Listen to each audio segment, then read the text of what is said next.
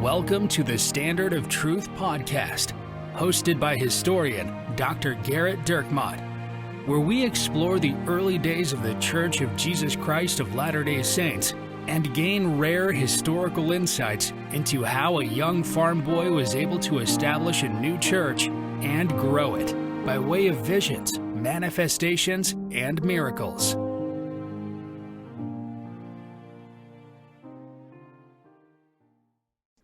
Hi, welcome to another episode of the Standard of Truth podcast. I'm your host, Garrett Dirkmott, and I'm joined by my co-host, Richard Leduc. Hello, Garrett. In part one of the Doctrine and Covenants section 93 podcast, you went fairly deep into the problems and issues. We were wearing hip boots. Yeah, it was. We were fly fishing. You went pretty deep into kind of the issues and problems that arose in the early Christian church relating to the nature of Jesus Christ. Could you kind of give a little bit of a recap? Yeah, so first and foremost, if you haven't listened to part one of this podcast, a lot of them you could kind of probably float on and just, frankly, you probably tried to listen to part one of the podcast, fell asleep, and then so now you're like, well, maybe part two will be better. But the problem is the only way for part two to make any sense is if you go back to part one and listen to that too. So because, we talked about all kinds of things like, the aseity of God and why suffering happens and all related to the amazing revelation the Doctrine and Covenants section 93 is. So fundamentally what we talked about was the nature of Jesus and the nature of God, and also the nature of and problem of evil in traditional Christianity. And we also talked about the nature of God as far as Christianity sees him. And the $100,000 word we threw out there was the aseity of God, that God is the only self-existent being that has always existed. And that's the definition of him to Christians. And so we talked about the problems with monotheism, the problem of, whether or not Jesus is fully human or whether or not Jesus is fully God, and how that they tried to resolve that with the Council of Chalcedon, where they essentially affirm both things, that Jesus was both fully human and fully God. And when you say, well, how can you be both fully mortal and fully immortal? The response is simply that, well, that's the great mystery of God. That somehow, in a way that's inexplicable, Jesus is both 100% mortal and 100% immortal. So, if I took a glass of orange juice and I took orange juice, I filled up a cup and I filled it halfway, and then I poured the other half of that cup with milk, not only would I have a fairly disgusting concoction that I would have created, unless I'm putting ice in it and calling it Orange Julius or something, I wouldn't have something that was 100% milk and 100% orange juice. I would have something that was 50% milk and 50% orange juice. So this is not what Christians are affirming at the Council of Chalcedon. They are not saying that Jesus is part man and part God. No, he is 100% God. He is fully immortal. And as if we didn't understand the first part of what those words mean, he is 100% mortal. Not part mortal. It's not, again, like I said last, he's not like Hercules, okay? It's not like, oh, his dad's a god, so he has some powers. No, he is 100% mortal and 100% God. And when you say, how can you be both, an immortal can no more be mortal than a rock can be a tree kind of thing. Well, that's the great mystery of the Trinity. So if you want to, that and more riveting discussion, you should go back to the first podcast. I actually had a friend text me and he said, hey, just listen to your latest podcast. It occurred to me while I was listening that Rip Van Winkle was a story of another Dutchman that put people to sleep. And I thought to myself, okay, but you like the rest of it, right? No, he didn't. But well, I will say though, so the real payoff is here. Then the setup is here is to then show. At least what we're going to tell the audience is that the payoff is now here. So please go back and listen to that, because we are going to build off of it. We just didn't want you to have a 3-hour podcast, especially when you stop listening to in the first 3 minutes to begin with. But what I want to pick up is the revelations, the revelatory answer that is given to Joseph Smith through Doctrine and Covenants section 93. Now, to precede this just a little bit, Joseph has already received some pretty impressive things about the nature of God. So let's talk a little bit about Calvinism, because we wanted to talk, I want you all to feel depressed. John Calvin is probably one of the most important Protestant theologians that exists. I mean, and you could obviously argue Martin Luther, you could argue, Jacobus Arminius, but John Calvin's, his systemic theology is it carries so much weight that all Christians even today have to deal with the difficulty of his thought. So one of the things we talked about last time was about the problem of evil, right? Because if God's all powerful, then that means God could, if he wanted to, save everyone. And if God's all powerful and he creates everyone out of nothing, which is again what Christians affirm, then why did God even create people that he already knew he wasn't going to save? Jonathan Edwards tries to give an answer to this. He's a great Calvinist theologian.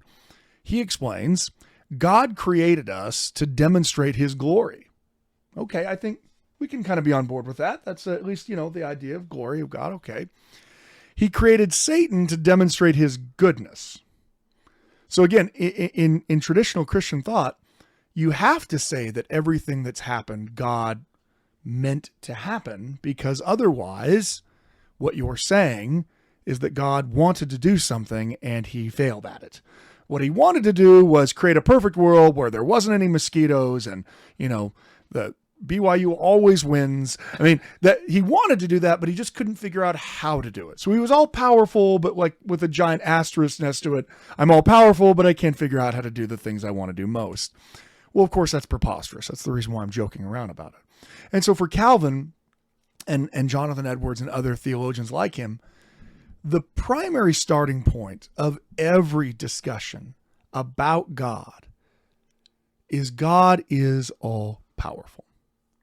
That's the part of that aseity that we talked about, that God is a self-existent being and has always existed. And with that self-existence is an all-powerful being who caused everything to happen. So once you say that God is all-powerful, then at the very least, you have to concede that anything that happens at least happens because God chooses to not intervene, or even more proactively, anything that happens because God wishes it to be so. Now, there's a lot of different, ways you can fall down on that, but the reality is, if you ask the question, could God have stopped X? Could God have caused, Y? Could God have prevented Z? The answer always has to be yes, if you believe that God is all powerful. Now, if you start drawing a box around God, if you start saying, well, God, there's some things God can't do. Well, that's not a traditional Christian viewpoint of God. The definition of God is that he's all powerful. And so you can see how someone like Jonathan Edwards is trying to deal with this. If God is all powerful, why did he create Satan? More to the point, if God is all powerful and he created us all out of nothing, and he already knew that most of the people that he created, he would not save, why did he give those people immortal spirits? If he already knew that he was going to have me born in Indonesia in 600 AD, and that I would never even hear the word Jesus, let alone have faith in Jesus, then why, when God created me out of nothing, because I didn't exist before, why wouldn't he just create me without an immortal spirit, so that when I die, I'm just dead? Why did he create me with a spirit that he knew would suffer forever? As we talked about last time, the same question with Satan and with Adam, right? I mean, why didn't God just build a better Satan, one that didn't fall? Since he's creating him out of nothing, just put a different microchip in there. This is Jonathan Edwards' answer. He created Satan to demonstrate his goodness. So why did he create Satan? Because you needed to see how evil something was to see how good God was. At least that's what Jonathan Edwards. Now, of course, that can kind of break down a little bit, right? Because if God's all powerful, then he actually wouldn't need to create Satan to demonstrate his goodness, because a power that he would have is demonstrating his goodness without Satan being created. But perhaps they might be able to say, well, but that's the way that he chose to create. Absolutely. To show his goodness. So why? How are we to know yes, the idea? Exactly. How are we to know? Who are you to question the inscrutable will of God? Okay. He also goes on to say, he created a world that he knew would fall and become evil to demonstrate his goodness. Once again, we like to, especially if you're a Latter-day Saint, we love to pass off all of the evil in the world just on the idea of agency. But if you believe that God is all powerful, then you have to believe that God already knew that the fall was going to happen. In which case, you've got a couple of problems. One, why didn't God stop it? Why didn't he change it? Why didn't he intervene? Why didn't he set the different bounds of salvation to where even if Adam and Eve decided that they wanted a fruit cup that day, that it wouldn't condemn everyone to hell? Because he already knew that when he created it. So one thing that John Calvin, Jonathan Edwards, and Latter-day Saints certainly have in common is we believe that God has a plan, and that God started out with that plan, and he created that plan, and that's the point of our existence. But what that plan is and who we are in it couldn't actually be further from what our reality is. One thing that might be helpful to explain is how perhaps kind of standard mainstream Christianity views the fall from the garden and where we would be without it versus the way Latter-day Saints view it. Right. So for most Christians, and again, you could find all kinds of varying levels, but most Christians view Adam and Eve incredibly negatively. Why? Because it's only a Latter-day Saint belief that Adam and Eve would not have been able to have had children had they not partaken of the fruit. Christians believe that had Adam and Eve not partaken of the fruit, we'd all still be living, in the penthouse of Garden of Eden, and there wouldn't be any mosquitoes, and there wouldn't be any death, and there wouldn't be any sadness, and there'd be no sin in the world. And so Christians see Adam and Eve as essentially having ruined the world. Now, that still begs the question. If God knew when he created Adam and Eve, because again, he created them out of nothing in Christian theology. If God knew when he created them, and in fact, because he's God, he actually knew before he created them. He knew when he was thinking about creating them. If he knew that they wouldn't just fall, but they would irredeemably condemn the 14 billion people who've ever lived on this earth to almost certain hellfire because of their fall, why didn't God, A, build a better Adam and Eve who were allergic to fruit or, didn't, only like, white sugar and didn't like it in their fructose, or change the bounds of that fall? Could God have made it so that Adam and Eve were only responsible for their own sins in the fall?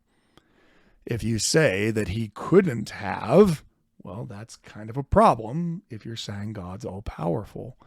And so what you're left with is you have to come to the conclusion. And this is the difference, I think, between Calvinist theologians and Arminian theologians, other theologians that want to kind of remove this question from God. They want to paint a lot of the, it's all on our heads, right? We sin, we are sinners, which certainly we are. But Calvin is not willing to just say that, because yes, we're all sinners. But if you say that God didn't know that we were going to be sinners, then what in the world are you saying about God's knowledge? I created these things out of nothing, these creatures of mine. But unfortunately, I had no idea they were going to fall. And so Calvin comes to the only conclusion you can actually come to if you have a belief in an all-powerful God, and that is God absolutely knew as he was creating everyone that they would fall and that they would most likely, all of them, burn in hell forever. And, an Arminian theologian would say, well, God might have known that, but he didn't cause that. To which a Calvinist would respond, that's kind of a distinction without a difference, because he's the one who created the plan and he's the one who created them. So why didn't he create a different plan or create a different them? The Calvinist conclusion is because he didn't want to. For Calvin, God is ultimately sovereign. He does exactly what he intends to do. It's actually the best part about being all-powerful is you do exactly what you intend to do. You're not surprised by it. You aren't thrown for a loop. My goodness, I thought Richard was going to be a more righteous guy than he was. He already knew that he wasn't going to be. I was just throwing the name Richard out. It was not me, another guy. There are another lots guy, of Richard Nixon is actually who I was talking about. But anyway, the point is, Calvin believes that any attempt to try to explain away the plan that God created is really taking away power and glory away from God, which is certainly what Jonathan Edwards is saying in this sermon. To give you an idea of how far this logic takes you, and this is the kind of thought that would have existed in Joseph Smith's time as well. This is what he would have heard in that Presbyterian church growing up with his mom.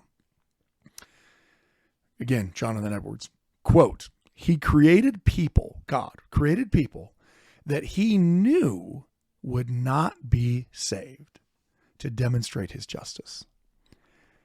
So one of the very hard conclusions you have to come to when you come to the admission that God is truly all-powerful, meaning he actually does everything he wants to do, is that God must never have intended to save most people. Now, all Protestants, and frankly all Christians, but to the Catholic Church, they have certain sacraments that are also required, but all Protestants believe that you have to have faith in Jesus to be saved. Well, you don't have to look around you too far in the world to realize that most people who live in the world and most people who ever lived in the world are not Protestants who have faith in Jesus. So what does that mean? At a minimum, most people who've ever lived on this earth or whoever will live on this earth, most, over 50%, are going to hell because they didn't have faith in Jesus. Now, of course, for Calvin, that's not unfair because the reality is they're sinners. We're all sinners. It's not unjust of God to send us to hell. Everyone listening to this podcast, if you're still listening, you're probably not anymore, but that's just further proof of what a sinner you are, right? I mean, every single person who is listening to this, every person who exists has at some point known exactly what God wanted them to do and said, I don't care. This is what I want. And selfishly sinned. If God sends that person to hell, well, as far as Calvin's concerned, that's not God sending, it's you sending yourself to hell. You chose this. You chose it. Well, we'll talk more about Calvinism and Arminianism in another lecture, but this is the idea that is there, that exists in Joseph Smith's time. God shouldn't save anyone. We are all wicked, corrupt creations of his. Because God is good, he chooses to save some very, very, very few people. This is the whole reason why you might have heard, the story of Alvin's funeral, right? Joseph's brother Alvin, who is, so dear to Joseph, so important to the family, such an important guy, right? Well, his mother, who belongs to the Presbyterian church in town, that Presbyterian minister comes to give the sermon at Alvin's, funeral. Well, this is a tragedy. He is a young man. He is the most important breadwinner of the whole Smith family. Joseph and Hiram, they look up to Alvin. Alvin is their hero, essentially. and he dies tragically, and he dies early. And he had embraced Joseph's first vision. He'd embraced the fact that Joseph had an angel appear to him. Now, Joseph hadn't been able to get the plates yet before Alvin died, but Alvin had accepted that. And so what does this minister say, at least according to Lucy Macksmith, that Alvin is clearly in hell. Now, that's not exactly the kind of funeral sermon you want your bishop to deliver when someone you love dies. Usually you don't want to say, oh yeah, make sure you emphasize the fact that he's rotting in hell. But the reality is, this is the mindset of that minister. The reality of that minister is this. Alvin never joined a church. Alvin never chose to demonstrate he was converted to Christ by getting baptized. Alvin must not have been chosen by God to be saved. Because if he had been, he would have said, you know what? I need to get baptized. I need to join the Presbyterian Church. If he had been saved, he would have made manifestation of that through his actions. So I know this happened to me several times on my mission, where we would tract into people who lost a child at early on in the child's life, and at that funeral, or maybe not at the funeral, but in the quote unquote comforting period, that they had church leaders tell them similar things. And it was one of those things that was, it was a beautiful opportunity for us to be able to share, but this is still a pretty common understanding, even though there's a bend toward, I'm sure that there's a way, or that right. God's more fair, but this is still something that's taught or common. Well, I was actually listening to a Calvinist theologian just over the weekend, which is actually, saying it out loud sounds a lot worse than it. I mean, so I do have a life. I have a family, okay? But at the same time, apparently I decided I was just going to, I was listening to 9 or 10 sermons from a prominent Calvinist theologian. The question was asked by someone in the audience. So this was not, 200 years ago. This was about 5 years ago that this sermon was given.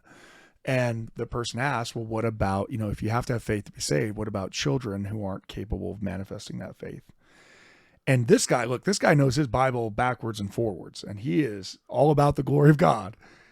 And even his response was, we don't really know. Because to him, if it's not in the Bible, then it's not true. And he said, there are some ways that some biblical passages have been interpreted to say that children would be saved even if they weren't old enough to manifest faith. And then he quoted, from John MacArthur's books, saved by in the arms of his love or something like that. And said, that there's at least the tendency towards believing that those little children are saved.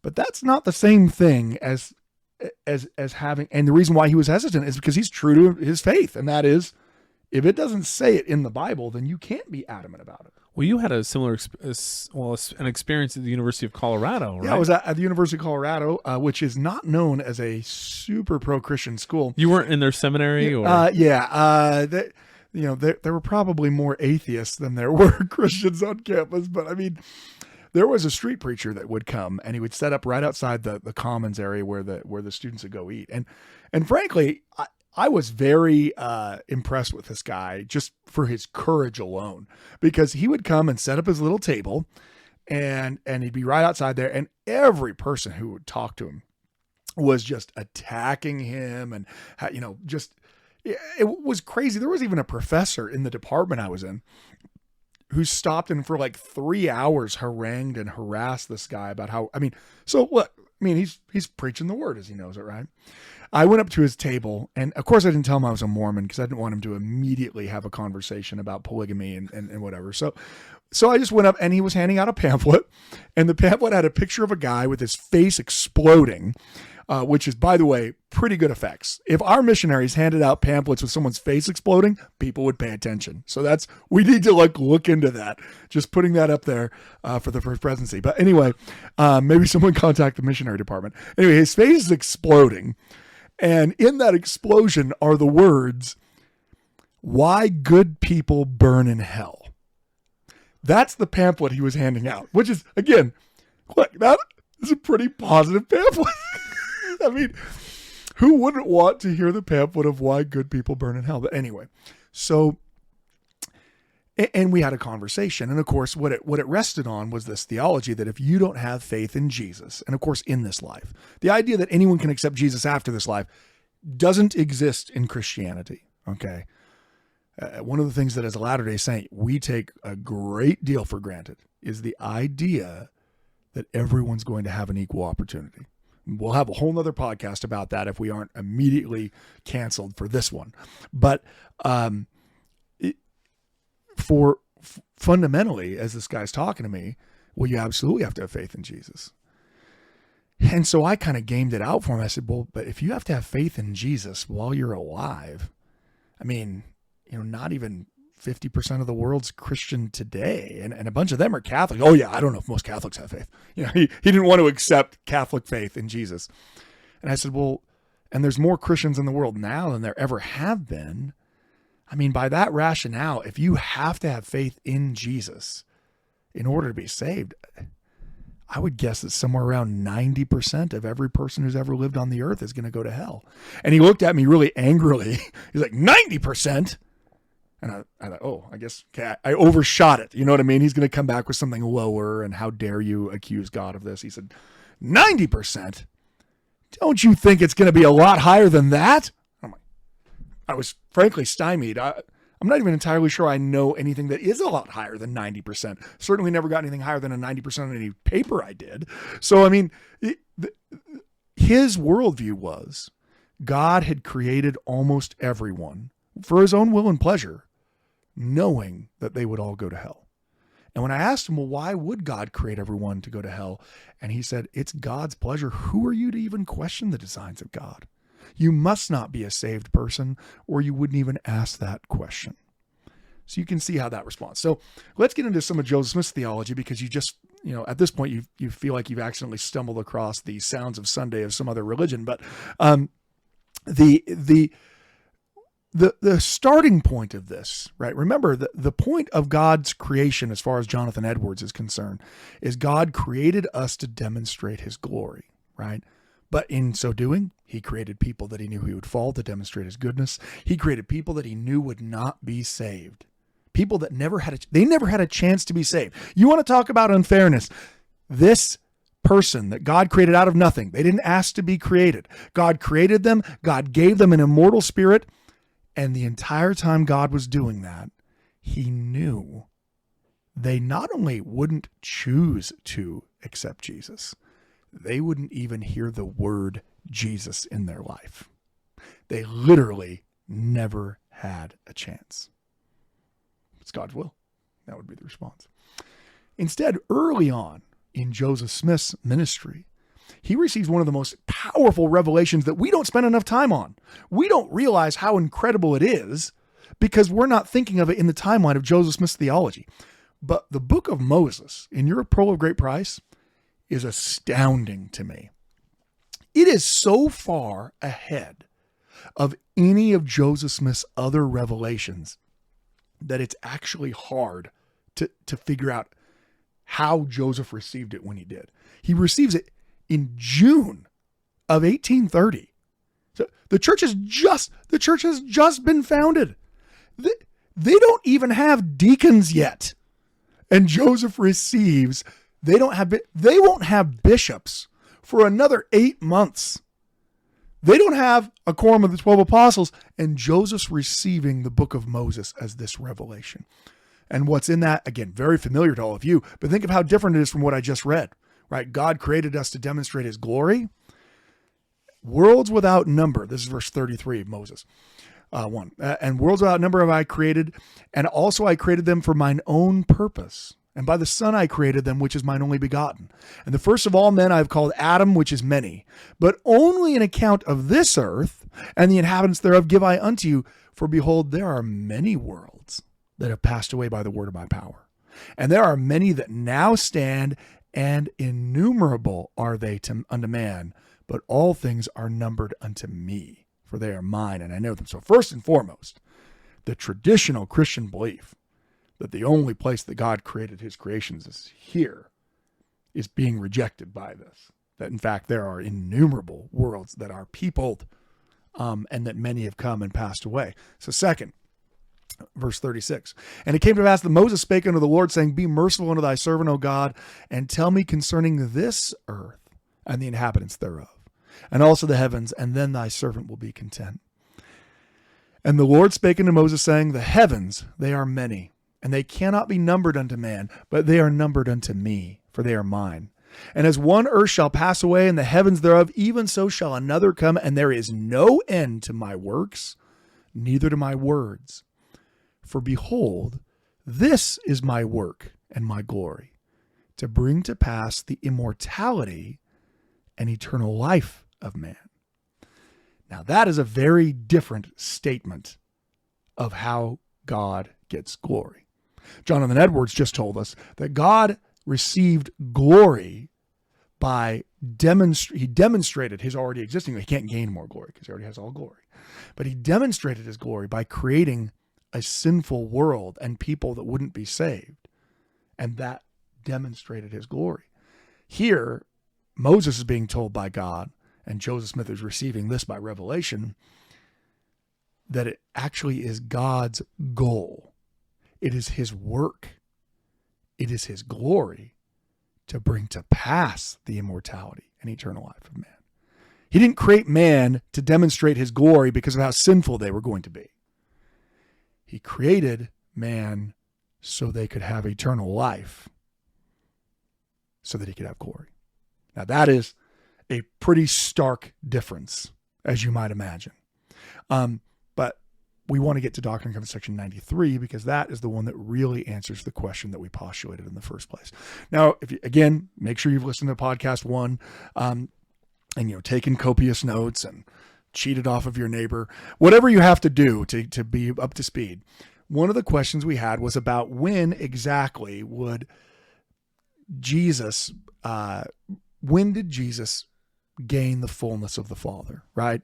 Because was Jesus, as we talked about last time, was he a baby in the manger, but also creating worlds? Was he spitting up? Because look, if he's fully God from the time he's born, then what's the definition of God? He has all power. So was Jesus ever not God? And the councils come down and say, no, he's both fully human and fully God all the time. Meaning that you have to say that when Jesus was 12 years old, he already had all of the power. He was always God. When he was 12 months old, he already had all the power of God. If you say anything else, then what you're saying is there was a time that Jesus didn't have all the power of God. And that's what we're going to talk about. In section 93, in this revelation, as they're discussing things, the way that Joseph is going to receive this is an expansion of John chapter 1 in the Bible. Now, John chapter 1 has probably one of the most iconic openings in all of Christian thought, right? In the beginning was the Word, and the Word was with God, and the Word was God. That's how it starts, right? The beginning of the Word. That word, the Logos, is this reference to Jesus. So part of the reason why the early Christian church was so desperate to maintain the fact that Jesus was in fact God, to the point where it created Trinitarian theology, is John chapter 1. John 1, verse 1. In the beginning, so in the beginning, before there was anything, there was Jesus, right? And Jesus was God and was also with God. Okay, that in and of itself is testifying to the divinity of Jesus. And in fact, right, Jesus testifies of his own divinity, right? Part of the reason why in the book of John, which is the book that most fully declares Jesus's divinity in the New Testament, meaning, again, divinity meaning God. One of the reasons why Jews attempt to stone him is he says, Abraham saw my day and rejoiced in it. And they said to him, well, you aren't even 50 years old yet. And you've seen Abraham? And Jesus says, before Abraham was, I am. Now that sounds like Jesus just doesn't have the grammar down right, because you think you should have said, before Abraham, I was. But that is not the reference. The reference is to Moses. When the burning bush is appearing to Moses, and Moses asks the burning bush, who should I tell the children of Israel, who should I tell them you are? And he says, I am. Tell them I am sent you. So when Jesus says, before Abraham was, I am, he is making not only a declaration of his, prophethood, he is making a declaration that he is in fact Jehovah, that he was the God of the Old Testament, that he was, I am, which of course he is. Yeah, so that's fine for us, not as fine if you're a Pharisee, but it's what we believe. So this revelation that Joseph receives, D&C 93, is going to expand upon. So it would be helpful for you to go read John chapter 1 in the New Testament right now. Go read John chapter 1. Maybe should we read it? We could read it. Should we read it? Let's read John chapter 1. Let's pull open our scriptures, and by that I mean open my phone, and we'll read that first part of John chapter 1. Okay, here it is. John chapter 1. Okay. In the beginning was the Word, and the Word was with God, and the Word was God. The same was in the beginning with God.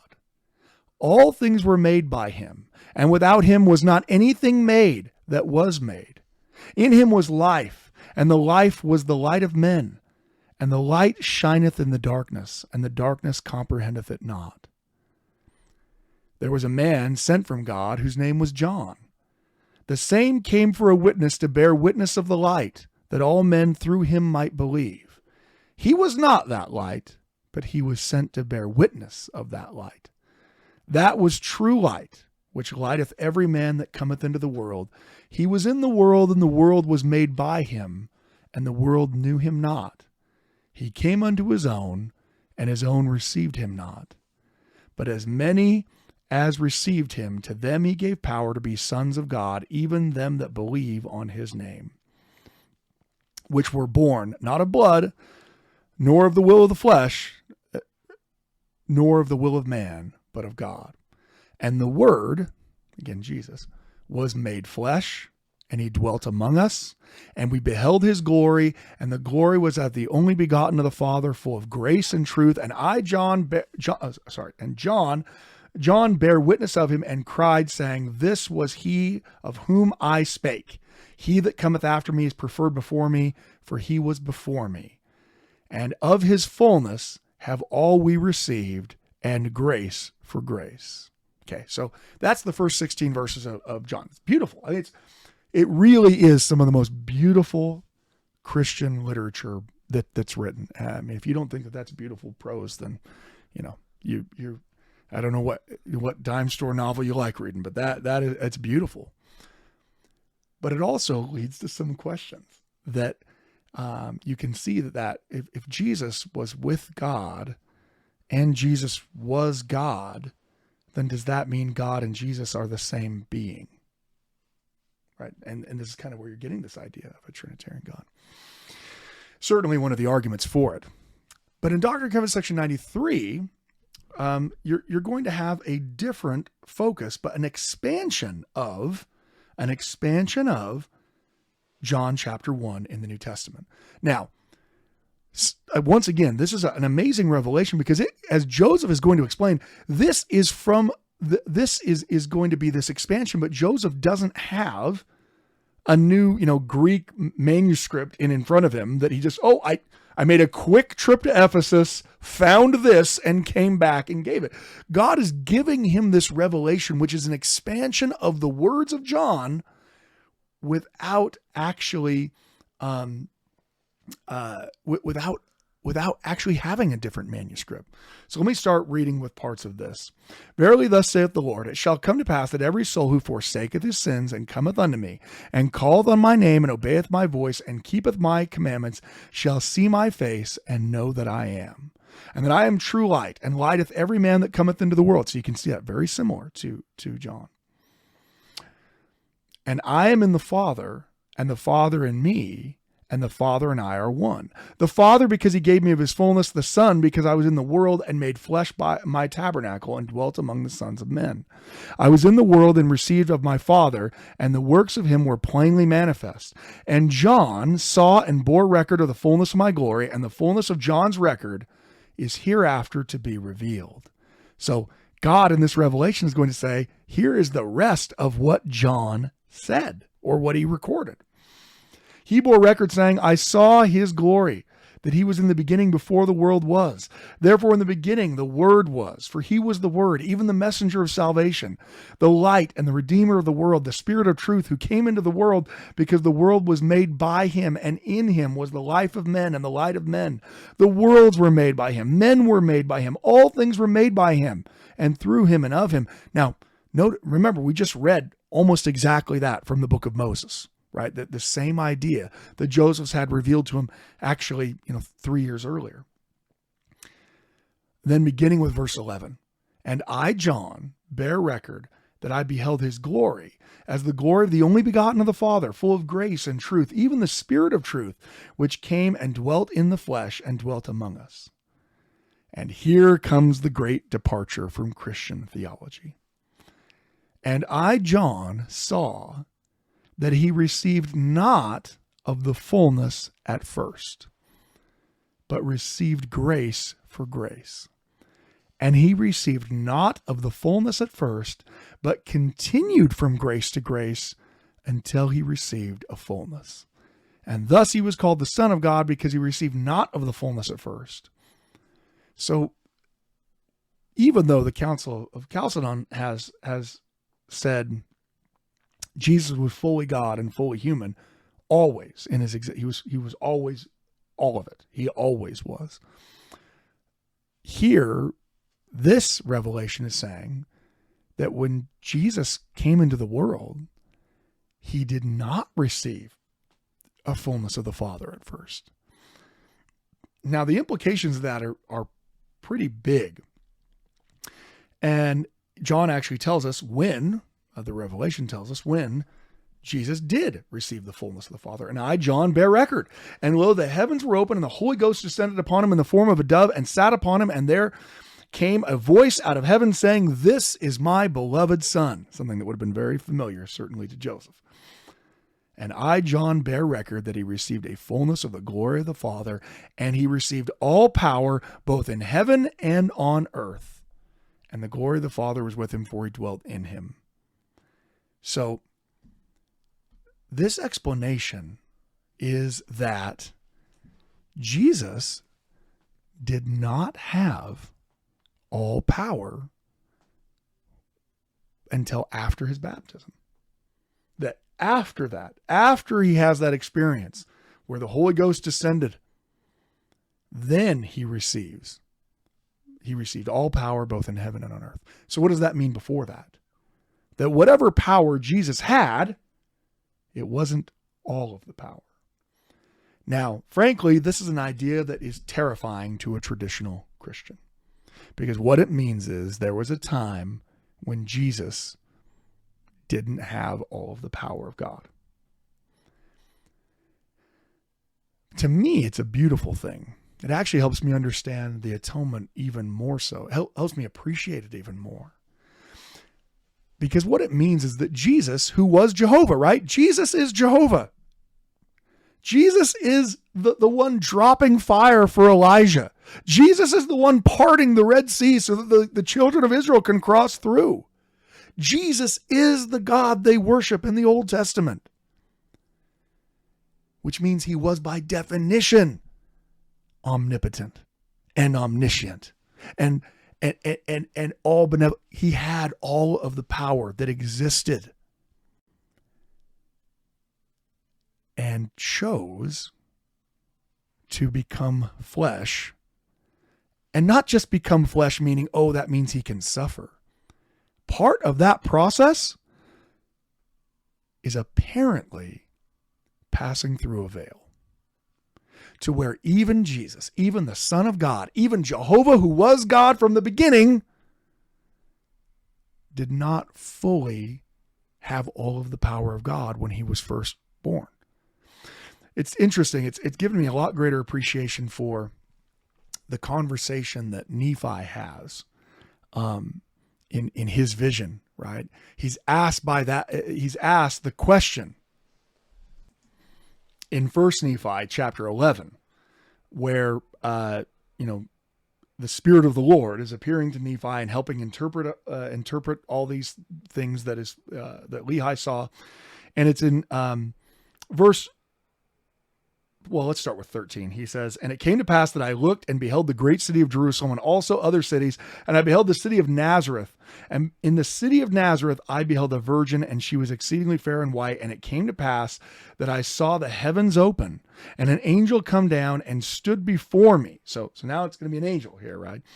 "And he said unto me, Nephi, what beholdest thou? And I said unto him, a virgin most beautiful and fair above all other virgins. And so then the angel says to him, knowest thou the condescension of God?" That's a very interesting phrase. Usually when we use the word condescension, we use it kind of negatively and because someone's kind of being a jerk to us, right? Man, that Richard is so condescending when he talks to me. Again, not me. Richard Nixon. Still Richard Nixon. That he's so condescending, he just thinks he's so much better than me. But in this question, knowest thou the condescension of God? Or this idea of coming from a higher to a lower state, which is really what it means to descend with them, right? Condescension.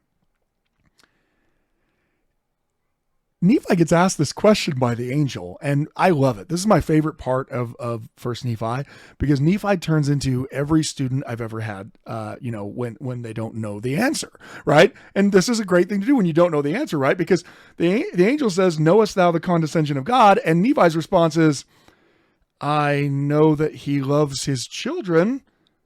Nevertheless, I don't know the meaning of all things. So I love it. Like Nephi is asked a question, do you understand the condescension of God? And Nephi's response is to answer a completely different question. Well, I know he loves people.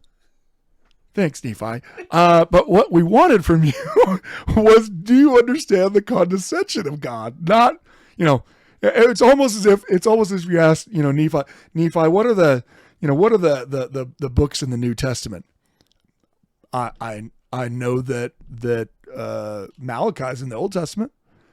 Thanks, Nephi. Let's find someone else who can give us an answer. I mean, it's. I mean, obviously, I'm being a little trite and comical about it, but the reality is that Nephi doesn't know. He doesn't know what that means. And the angel is going to tell him. He said, and behold, the virgin whom thou seest is the mother of the Son of God after the manner of the flesh. And it came to pass that I beheld that she was carried away in the Spirit. And after she had been carried away in the Spirit for a space of time, the angel spake unto me, saying, look. And I looked and beheld the virgin again bearing a child in her arms. And the angel said to me, behold, the Lamb of God, even the Son of the Eternal Father. So he's explaining the condescension of God. Is that Jehovah who you are worshiping right now, the God of Israel, is going to condescend, not just to come to this filthy earth, right? But that he's actually going to pass through some type of veil and become someone without the knowledge that he has now. And that he has to, in at least some way, grow to who he is going to be. Now, look, this is some serious blasphemy if you happen to be a Christian. The very fact that I'm saying that there was a time that Jesus didn't know everything, that he didn't have all of the power, well, that's because he gave it up. He went from being an immortal, omnipotent God to becoming mortal. Still the Son of God, still obviously different than the rest of us, still going to live a perfect life, but gave up that that omnipotent power, and gave it up and began, as we see in verse 12, he received not of the fullness at first. So if you have to ask the question, was Jesus in the manger creating universes? According to Doctrine and Covenants section 93, I don't think so. I don't think that Jesus was pretending to be a baby. I think Jesus passed through a veil, only that veil was incomprehensibly more stark for him, because he went from being the creator of the heavens and the earth and all things that in them are to being a baby. The condescension of God, that he goes from absolute power to being a baby, is frankly one of the aspects of Jesus's sacrifice that I know I don't focus on enough. But that eventually he's going to receive that power. That he received a fullness of the glory of the Father, and he received all power both in heaven and on earth. But there was a time then that he didn't have that. And that's the blasphemous part of it. And so it changes, the standard Christian understanding that Jesus is both fully God and fully human at all times. We, because of Doctrine and Covenants section 93, can take very literally the scriptures that say that the child grew and waxed strong, right? That he gained knowledge. Well, how can an omnipotent, all-powerful God who knows everything gain any knowledge? I can tell you, they can't. Which is the reason why a Christian would see Doctrine and Covenants section 93 as being blasphemous. Now, that idea that Jesus came into the world and gave up what he was before so that he might somehow save us as sinners is beautiful. But it's not the only part of what it is we need to know about this. In fact, if you go to the very next verse, verse 18. So after verse 17, where it says that Jesus received all power both in heaven and on earth, verse 18 then says this, which if your Christian friend didn't think you were a blasphemer believing in the wrong Jesus before, all they need to do is read verse 18. And it shall come to pass that if you are faithful, you shall receive the fullness of the record of John. And I give unto you these sayings that you may know how to worship and know what you worship, that you may come unto the Father in my name, and this is the kicker, and in due time receive of his fullness. Now that phrase, that you might receive of God's fullness, sounds like it could be a throwaway line in Christianity. Oh, of course you're going to receive the fullness of God. Not given the context of what we are just talking about. We are talking about how it is that Jesus came to have all of the power of God, both in heaven and on earth. He received a fullness of the glory of his Father. And you drop down to verse 18 and 19, verse 19, that ye may come to the Father in my name, and in due time receive of his fullness. How in the world could you possibly do that? For if you keep my commandments, this is verse 20, you shall receive of his fullness. And again, this is, where the train has left traditional Christianity track for all time. For if you keep my commandments, you shall receive of his fullness and be glorified in me as I am in the Father. Therefore I say unto you, you shall receive grace for grace. This is a mind-boggling. It's hard for me to comprehend reading this, and I'm trying to study it. I'm writing about it, which probably just demonstrates I'm not a very good scholar. But it's such a mind-expanding idea that the same way that Jesus learned grace for grace and gained the fullness of his Father, that somehow, even though I'm nothing like Jesus, even though I have not even a part of me that has any part of the holiness that Jesus had, somehow, in due time, which I'm guessing means literally forever in my case, but in due time, that you could receive the fullness of the Father, and you shall receive grace for grace. That is a stunning idea. It's coupled with another idea that's going to come a little bit later in section 93. But because we've kind of already gone a little bit long here, I think we want to leave here with this understanding of the nature of Jesus. But notice that the reason why I think this matters isn't just about the nature of Jesus. This isn't just so you can have an argument about, which council in the Christian church did a better job. Because that's not what the Revelation's about. The Revelation is about you understanding the nature of Christ. Why do you need to understand the nature of Christ? So that you can understand your own nature. And so what we're going to talk about next time is the second part of Doctrine and Covenants, section 93. I know that you're like, I'm done with it. I don't want to hear any more section 93, but it's coming for you anyway. So this last bit of payoff, look, let me give you the teaser, okay? If you want more blasphemy, if you want to know why it is when your Christian friend says Mormons aren't Christians, if you want that, if this first part of DNC 93 isn't enough for you, when we get to the second part of DNC 93, it will be enough for the Inquisition to be, convened. So come back and listen to part 3 of Doctrine and Covenants, section 93. And hopefully, at least what we have here, you can feel the Holy Spirit of God testify to you that this really is a true revelation. That the book of Moses is a true revelation to Joseph Smith, talking about the actual nature of who we are. And that real nature of who you are is what the second part of DNC 93 is going to talk about. So we'll see you next week. Thank you for listening to the Standard of Truth podcast, hosted by historian Dr. Garrett Dirkmott. If you know anybody that could benefit from the material in this episode, please share it with them. And for more resources, visit standardoftruth.com. Until next time.